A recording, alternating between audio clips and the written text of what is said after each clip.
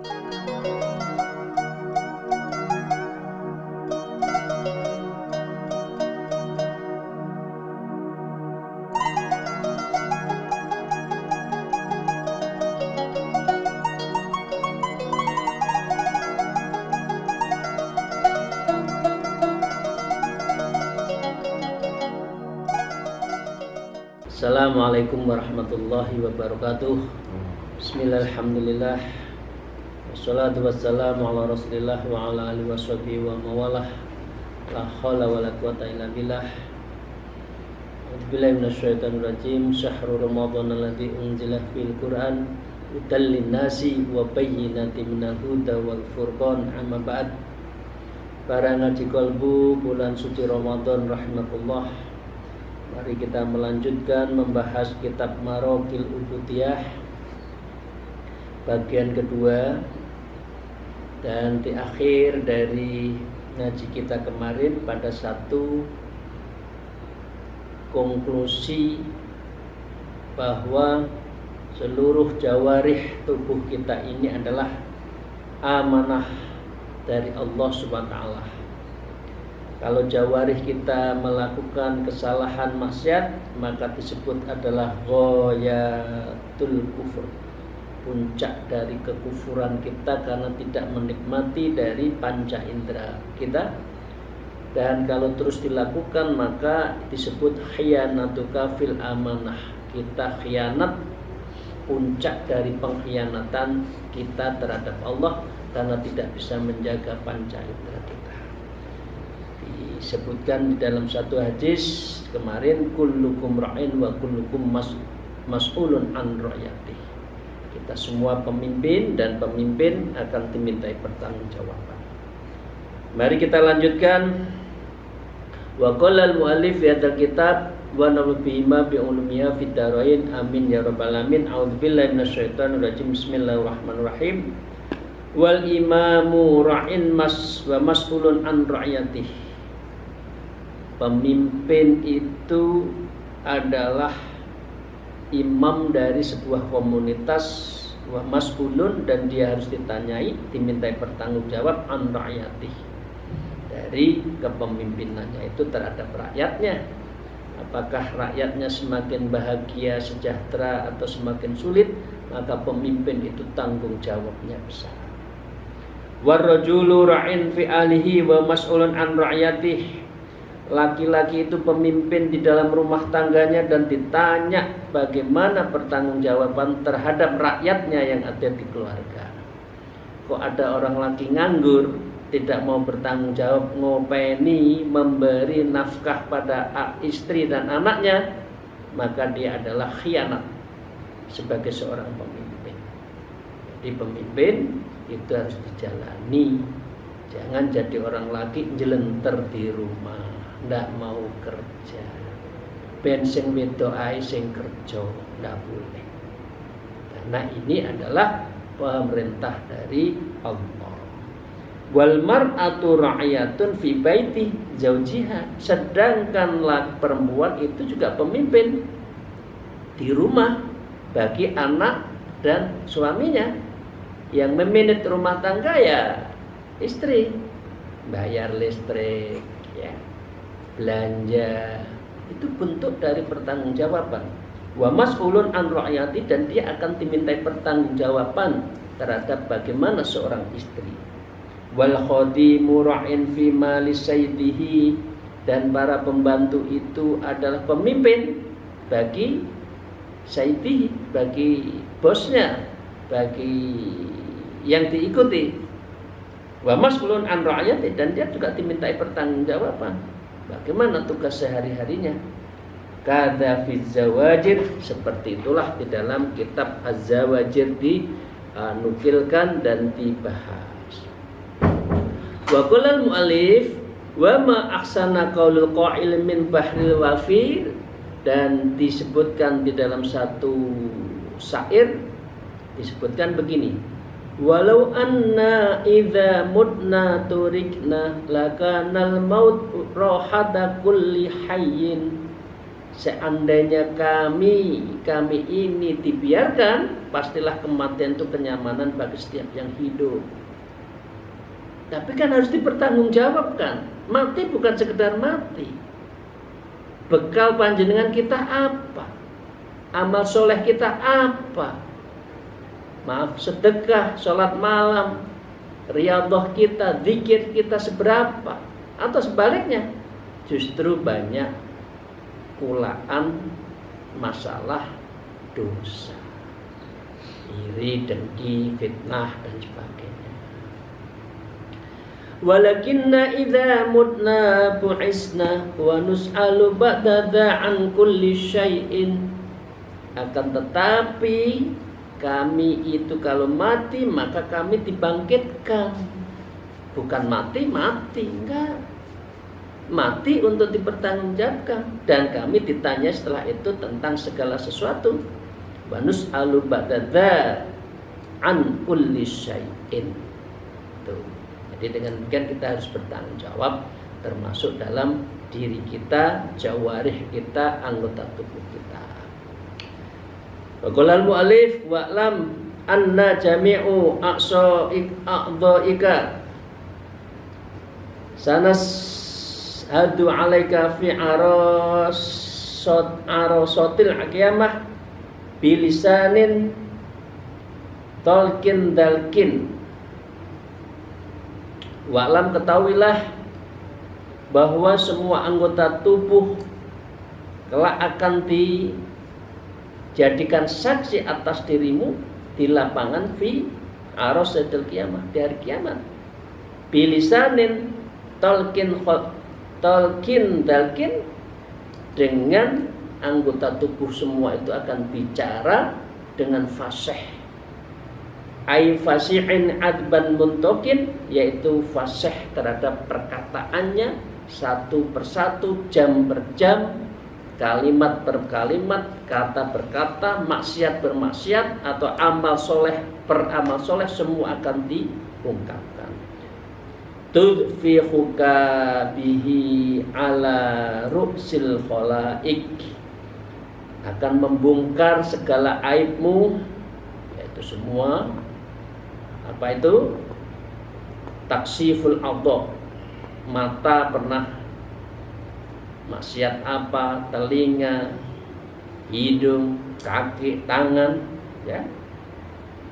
Bihi terhadap apa yang dilakukan oleh kemaksiatan, kesalahan-kesalahan dari semua itu dengan lisan yang fasih ala ru'sil khalaik, di hadapan para makhluk, ai ayunibin, yaitu di mata para makhluk. Jadi Bapak sekalian, kita tidak boleh sombong. Coba Bapak sekalian, kalau maaf ya, kalau kita itu tidak bertopeng, mungkin orang nggak senang dengan kita. Tapi Allah tutupi dengan topeng.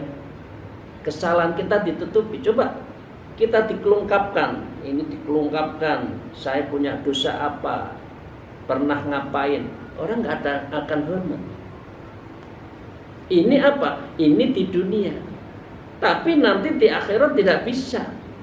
Tudhiuka bihi ala ru'sil khalqi. Semua akan tahu apa yang pernah kita jalanin. Mulut kita pernah nyakitin apa? Mungkin kita manis di hadapan orang. Tapi di balik itu kita pernah mencibir, menfitnah, ngolok-ngolok, semua akan ketahuan. Memang di hadapan manusia sekarang baik-baik. Tapi di balik itu, manusia itu sekarang yang banyak adalah hanya baik ketika ada kepentingan. Betul atau betul? Kalau ada kepentingan, bermanis melebihi dari madu, melebihi dari gula, nyanjuk. Kepentingan nggak tercapai, lari ngelok kene, Pak Kuwi ndak iso bantu. Ya, bantu itu kan sesuai dengan kemampuan. Jadi manusia itu mulutnya manis tapi hatinya banyak yang busuk, karena dia berdasar pada kepentingan, bukan keikhlasan bersilaturahim. Ini nanti semua ketahuan. Akhlak di balik wajahnya itu akan ketahuan. Wa fi nushatin ala malain minal khalqi, dan di naskah lain disebutkan di hadapan para makhluk, dibuka semua kekurangan kita itu dibuka, termasuk saya, panjenengan sedaya. Dan itulah mengapa kita perlu memperbaiki diri, akhlak kita itu seperti itu. Qala Allah Ta'ala fi suratin Nur, a'udzubillahi minasyaitonir rajim, yauma tashhadu 'alaihim alsinatuhum wa aydihim wa arjulum bima kanu ya'malun. Pada hari itu ketika lidah, tangan dan kaki mereka menjadi saksi atas mereka terhadap apa yang dahulu mereka kerjakan. Memang sekarang mulut ini ada penutup. Jangan ngomong ya, kelebihannya tuannya, bosnya kasih laban. Labannya pakai angka 100.000, 200.000, 1 juta. Nanti di akhirat tidak. Ya bisa. Sekarang di dunia orang bisa ditutup, yang salah menjadi benar, yang benar menjadi salah, itu bisa. Tapi di akhirat tidak. Ai min qaulin wa fi'lin, perkataannya maupun ucapannya, perbuatannya, wa yaumil qiyamah fa innahu ta'ala yuwaffihim jazaa'ahum al-haq, yaitu karena sungguh Allah memberi balasan kepada mereka dengan sebenarnya nanti di yaumil akhir. Jadi amanah, punya tangan, punya kaki, punya telinga, punya hidung, punya mulut, semua harus kita jaga. Wa qala ta'ala fi suratul Yasin, a'udzubillahi minasyaitonir rajim, al-yawma nahtimu ala afwahihim wa tukallimuna aydihim wa tas'adu arjuluhum bima kanu yaksibun. Al-yawma nahtimu, maka pada hari itu aku akan tutup. Artinya kalau ditanya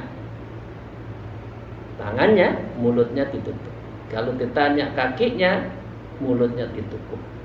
Ala afwaihim wa tukallimuna aydihim, yaitu ini mulut mereka, dan berkatalah kepada kami dengan mereka apa? Ai bima amilu iqraran wa adamu syahadah, yaitu mengenai apa yang telah mereka kerjakan dengan pengakuan yang kesaksian yang terbesar. Jadi mulut tidak bisa merintahkan, kaki kamu diam ya.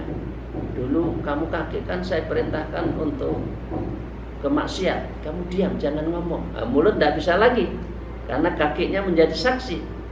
Wa tashhadu arjuluhum, maka kaki mereka menjadi saksi. Ay alaihim bi kalamin bainahu wa ma'a kaunihi syahadatan iqraran, yaitu atas diri mereka kalimat yang jelas yang keberadaannya menjadi saksi, nggak bisa bohong kakinya. Bima kanu yaksibun, terhadap apa dahulu yang mereka usahakan, mulutnya, tangannya, telinganya. Kalau maksiat-maksiat itu terjadi, semua akan ngomong sendiri. Fakullu udwin yantiku bima sodara minhu, maka setiap anggota tubuh dapat berbicara mengenai apa yang mereka lakukan saat itu. Semua akan bicara. Wa fi kaifiyatin hadzal khatmi wajhani, dan mengenai cara menutup mulut ini terhadap dua pendapat. Pendapat pertama begini. Pendapat pertama adalah Allah membuat lidah-lidah mereka dan membuat berucap anggota-anggota tubuh mereka bersaksi atas mereka. Yusqitu alsinatahum wa yuntiku jawarihahum wa tashhadu alaihim. Jadi mulutnya tidak bicara, yang bicara adalah anggota tubuh. Wa anna dzalika fi qudrati ala yasir, buat Allah itu yasir, mudah. Mulutnya suruh diam, tapi anggota tubuh yang lain bicara itu gampang. Sedangkan adapun pembungkaman tidak ada kesamaannya dengan penjelasannya. Jadi artinya dibungkam, artinya mulutnya diam, tapi anggota tubuhnya bicara. Dan adapun pengucapan, maka sesungguhnya lidah adalah anggota tubuh yang dapat bergerak dalam keadaan tertentu dengan gerakan-gerakan, maka nanti keluh, lidah nggak bisa bicara. dan Allah Ta'ala Maha Kuasa atas segala kemungkinannya. Ini pendapat tafsir yang pertama yang kuat. Sedangkan pendapat lain mengatakan gini, annahum la yatakallamu bisa'in li inqati a'darihim wa inhataki astarihim, bahwa mereka tidak dapat berbicara dengan suatu pun karena terputusnya alasan mereka dan terkoyak penutup mereka. Artinya saking keluhnya melihat maksiat kaki, telinga, maka mulut itu nggak bisa bicara. Nah, ini pengertian dari substansi. Kalau pengertian dari fisiknya tadi seperti yang pengertian pertama. Fayakifuna nakisar roksi layajitu akdaran fayaktadirun, maka mereka berdiri dalam keadaan menundukkan kepala. Mereka tidak menemukan alasan sehingga mereka tidak dapat beralasan. Saking malunya mulut ini melihat kakinya bermaksiat, tangannya ngambil rezeki yang bukan haknya, artinya korupsi dan lain sebagainya. Malu semalu-malunya sehingga menundukkan kepala, sehingga lidahnya tidak bisa berbicara. Ini pengertian dari substansi. Wala majal taubatan fastaghfirun, dan tidak ada ruang untuk bertobat akan mereka minta ampun. Ya. Wa takallamul aidi wa dhahurul amri bi haitsu la yusma'u minhul inkar. Berbicara tangan mereka, penampakan masalah di mana mereka didengar pengingkaran dirinya. Jadi nanti videonya di setel lagi. Dulu tangannya ngambil korupsi berapa, mengambil haknya siapa, itu ketahuan. Lagi ngendet punyanya siapa, ketahuan semua. Ya. Dan yang sahih menurut kitab As-Sirajul Munir pengertian yang pertama tadi. Jadi tangan, kaki, telinga, hidung, semuanya bisa bicara. Nah, karena itu Bapak sekalian, fahfat ma miskinu jami'u badanika minal ma'asi wa khusun a'dha al-sab'a. Dan Imam Ghazali dalam matanya menyebutkan, maka kita semua peliharalah apa yang ada di dalam tubuhmu yang jumlahnya 7 itu, allati sa'di bayanuha, dan pada saatnya akan saya terangkan. Fa inna jahannam la sab'atun abwaba. Begitu juga mengapa 7 lubang yang ada dalam diri kita dan akhirnya melahirkan apa? Neraka yang 7 itu ada hubungannya. Ba'duha fauqa ba'din aisab utabakin, yaitu pintu-pintu itu berkaitan dengan 7 tingkatan yang ada di dalam neraka itu. Qala Ibnu Jurayh an-naru sab'un darakatun awwaluha jahannam thumma ladha thumma khutmah thumma sa'ir thumma syaqar thumma jahim thumma hawiyah. Jadi dengan demikian Bapak Ibu sekalian yang saya hormati, itu menyangkut dari apa yang ada di dalam neraka itu juga ada apa? Ada beberapa tingkatan. Ya, tingkatan yang ada pertama adalah namanya neraka jahanam. Yang kedua adalah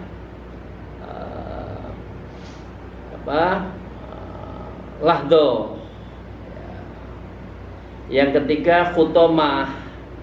Yang ketiga, yang keempat syair. Ya. Yang ke syair, yang kemudian as-syaqor, kemudian al-jahim, al-hawiyah. Itu ya. Karena 7 kesalahan itu melahirkan 7 masuk ke neraka. Wa taksi suhada adi li'anna ahla sab'un firaq, dan ketahuilah hitungan 7 ini karena sesungguhnya penghuni neraka ada 7 golongan. Wa aidan anna ala wifkil a'dha'i sab'ah, dan juga hitungannya karena sesuai dengan anggota itu yang 7. Ya, apa itu? ya udun, lisan, batnan, faraj, yadi, ar-rijli li'annaha masaris sayyi'at. Semua sumber maksiat mata, hidung, lidah, perut, kelamin, tangan, kaki, karena sungguh mereka itu adalah tempat bisa menjadikan kejelekan-kejelekan. Fakanat mawariduhal abwaba sam'ah, maka tempat masuk kejelekan adalah pintu dari 7 itu yang bisa menjadikan kita masuk neraka, karena 7 pintu itu 7 dari jawarih kita itu tidak dijaga dengan baik. Walamma kanat ya baya masyaratul hasanah bisartin niat, dan tatkala keadaan tubuh itu secara ketentuannya tentu sumber-sumbernya kebaikan itu adalah pakai niat. Wan niyatu min amal qalbi, dan niat itu adalah amalan qalbi. Zadat a'dha'i wahidan wajulat wajulat ababal jinnati tamaniyah.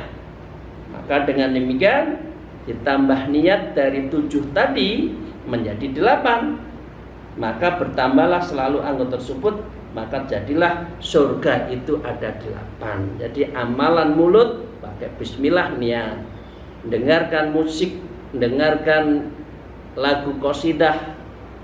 Saya lagi seneng kalau pagi itu qasidah. Cuma artisnya nggak saya sebut ya, nanti dikira ini. Tapi lagunya enak-enak. Salah satunya yang datang di acara Puncak Harlah NU itu ya. Itu saya seneng dengerin. Apalagi lagunya Sirah Nabawi itu bisa nangis.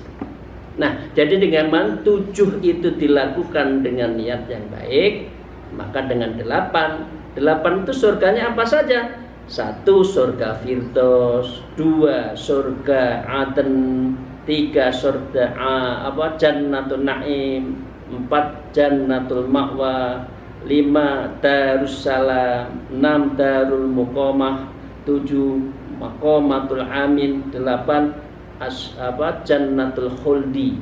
Semua ada di dalam Al-Qur'an nama-nama itu. Jadi surga ada 8, 7 tambah 1 niat 8. Kalau yang jelek-jelek dari 7 tadi akan melahirkan yaitu kemungkaran, kemaksiatan, akhirnya melahirkan dari 7 dari neraka tadi. Likulli babin minas abdi minhum, ya, likulli babin minhum maksumun, juz'un maksumun. Bagi setiap pintu 7 tadi dari mereka, ay ghawiyin khassatala yusarikuhum fihi mukhlisun, yaitu orang yang sesat secara khusus yang tidak menyertai mereka di pintu orang-orang ikhlas. Ya, artinya kalau tangan kita, mulut kita membaca Quran tidak ikhlas, ya tidak akan melahirkan apapun. Juz'un maksumun, untuk suatu golongan yang tertentu, ay maklumun fakil falikulli darokatin kaumun yuskinunuha, yaitu maka untuk setiap tingkatan terhadap sekelompok orang yang mereka mendiami dari tingkatan-tingkatan tersebut. Jadi itu Bapak sekalian ya. Jadi kita belum bahas secara detail, tapi karena kemaksiatan kita ya melahirkan kita diarahkan masuk ke neraka mana. Keikhlasan kita beribadah dari 7 itu, insya Allah kita akan dimasukkan surga yang mana. Itu berkaitan dengan apa yang kita lakukan.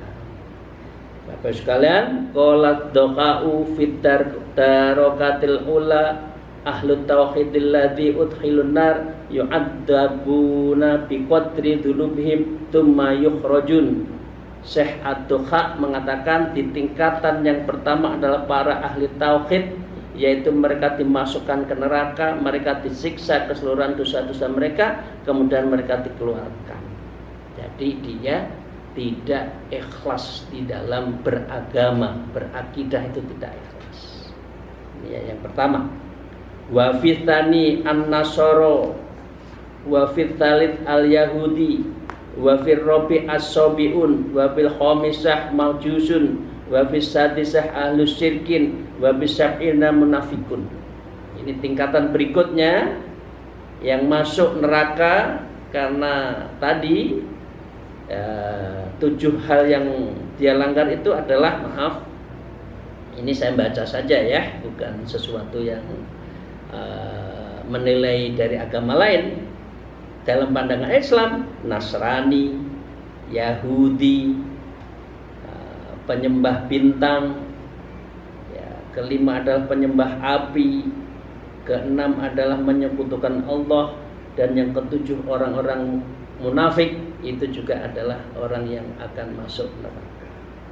Waru'an Umar anna qala Rasulullah sallallahu alaihi wasallam li jahannam sab'atu abwabin babun minha liman shalla saifa ala ummati. Rasulullah bersabda, neraka jahanam memiliki 7 pintu.